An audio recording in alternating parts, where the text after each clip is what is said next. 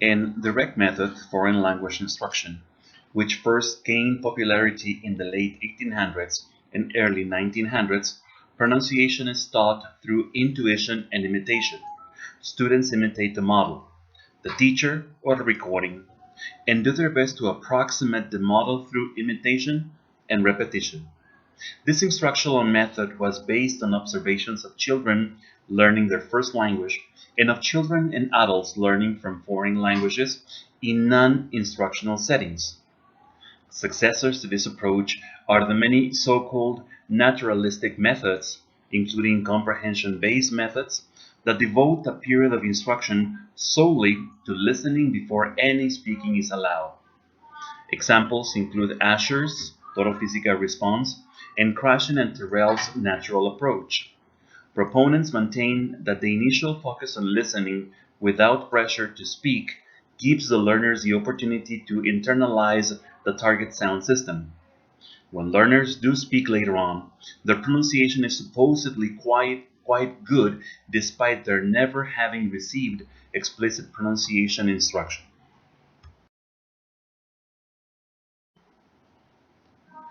The first linguistic or analytic contribution to the teaching of pronunciation emerged in the 1890s as part of the reform movement in language teaching.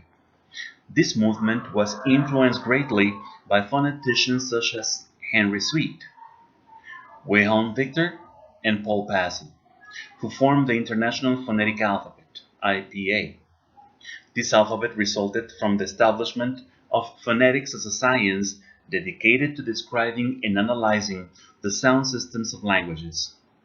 The phonetic alphabet made it possible to present the sounds of any language visually and accurately because there was a consistent one-to-one relationship between a written symbol and the sound it represented.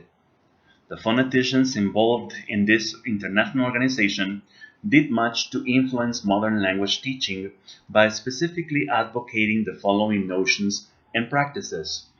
1. The spoken form of a language is primary and should be taught first. 2. The findings of phonetics should be applied to language teaching. 3. Teachers must have solid training in phonetics. 4. Learners should be given phonetic training to establish good speech habits.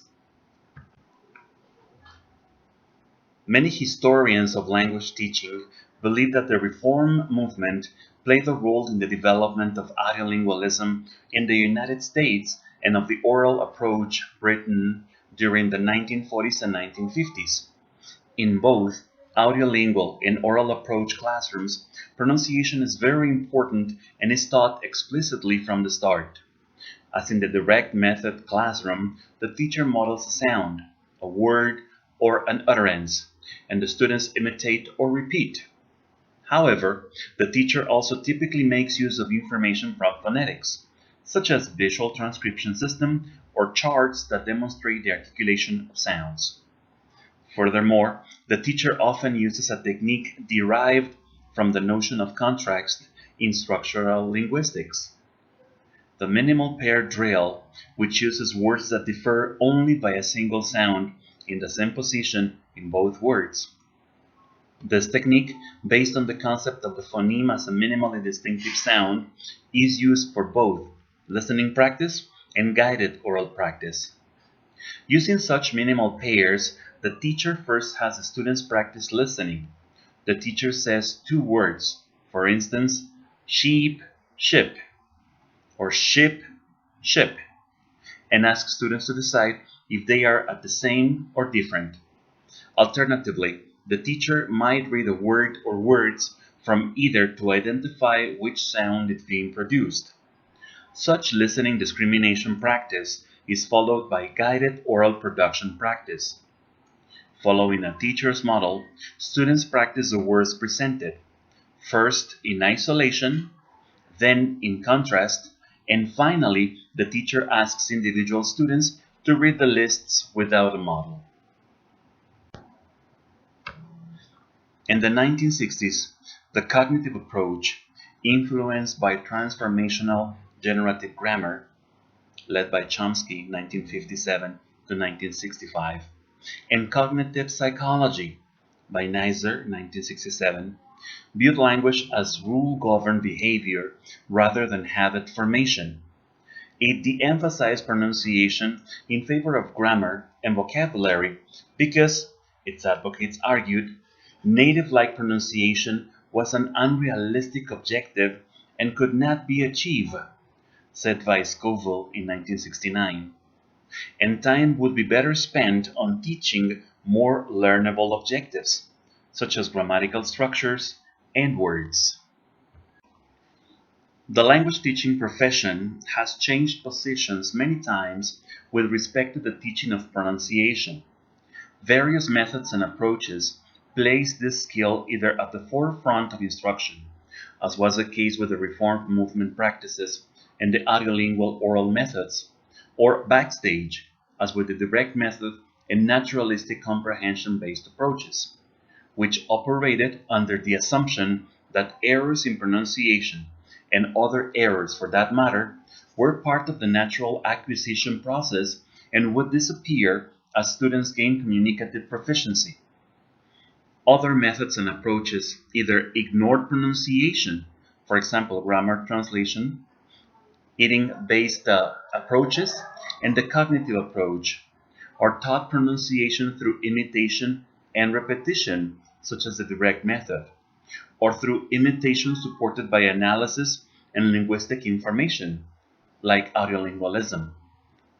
The methods that came to attention during the 1970s, such as the silent way and communicative language learning, continued to exhibit interesting differences in the way they dealt with pronunciation. Like audiolingualism, the silent way, developed by Gattegno 1972 to 1976, can be characterized by the attention paid to accuracy of production of both the sounds and structures of the target language from the initial stage of instruction. Not only is the accuracy of individual sounds stressed from the very first day of a silent way class, but learners' attention is focused on how words combine in phrases, on how blending, stress, and intonation all shape the production of an utterance. Rooted in the humanistic client-centered learning exemplified by Carl Rogers in 1951, community language learning, also known as CLL, is a method developed by Charles A. Curran in 1976 for teaching second and foreign languages. A typical lesson in a CLL classroom proceeds as follows. Students sit around a table with a tape recorder, a key tool for the method. The counselor, means the teacher, stands behind one of the students with hands on the student's shoulders. After speaking reassuringly, the counselor asks each student to say something in the native language that the student wishes to be able to say in the target language. The counselor then provides an idiomatic translation in the target language. The counselor provides the phrase, broken into chunks for ease of repetition. Then the student repeats, and once the student can produce the whole utterance fluently, it is recorded. Communicative language teaching, or CLT, also called the communicative approach, took hold in the 1980s and is currently the dominant method in language teaching. It holds that the primary purpose of language is communication.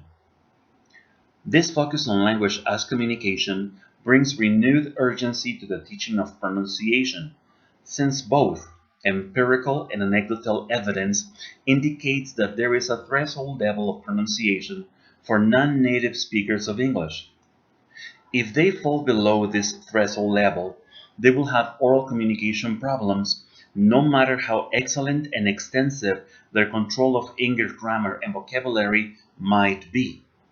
We can begin to answer the question of how to teach pronunciation as part of CLT by reviewing the kinds of techniques and practice materials that have traditionally been used and are still being used to teach pronunciation. The following is a fairly comprehensive list. Listen and imitate. A technique used in the direct method in which students listen to a teacher-provided model and repeat it or imitate it. This technique has been enhanced by the use of audio or video recordings, computer labs, and other technological devices. Phonetic training. Use of articulatory descriptions, articulatory diagrams, and a phonetic alphabet. A technique from the Reformed movement which may involve doing phonetic transcription as well as reading phonetically transcribed texts. Minimal pair drills. As described earlier, this technique was introduced during the audiolingual era to help students distinguish between similar and problematic sounds in the target language through listening discrimination and spoken practice. Minimal pair drills typically begin with word-level drills and then move on to sentence-level drills, both paradigmatic and syntagmatic. Contextualized minimal pairs. This technique was Bowen's attempt to make minimal pair drills responsive to cognitive approach criticism of meaningfulness and lack of context. In this technique, the teacher establishes a setting and presents key vocabulary. Students are then trained to respond to a sentence stem with the appropriate meaningful response. For example, the blacksmith, option A, hits, option B, heats the horseshoe. Cued students respond A, with the hammer, B, and the fire.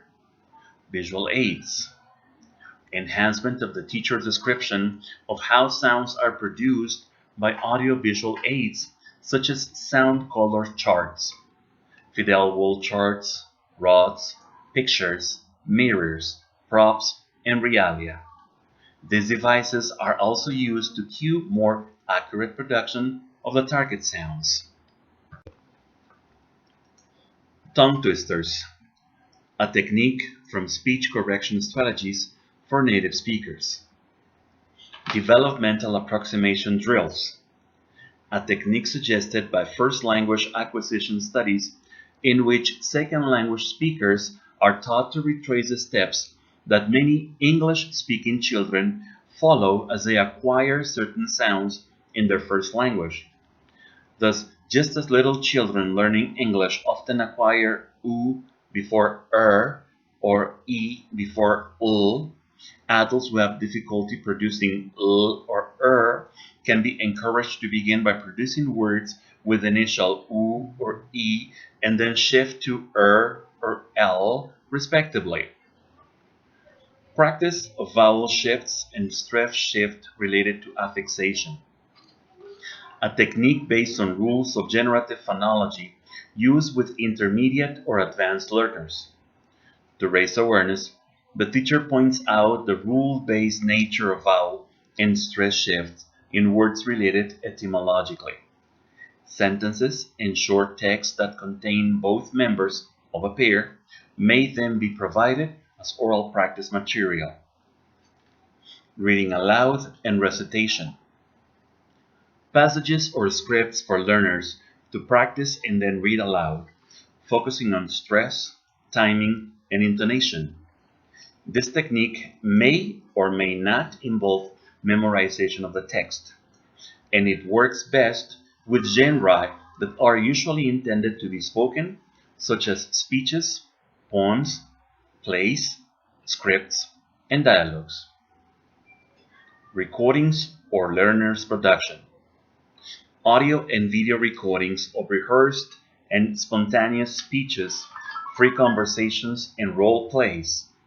Subsequent playbacks offers opportunities for feedback from teachers and peers, as well as for teacher, peer, and self-evaluation.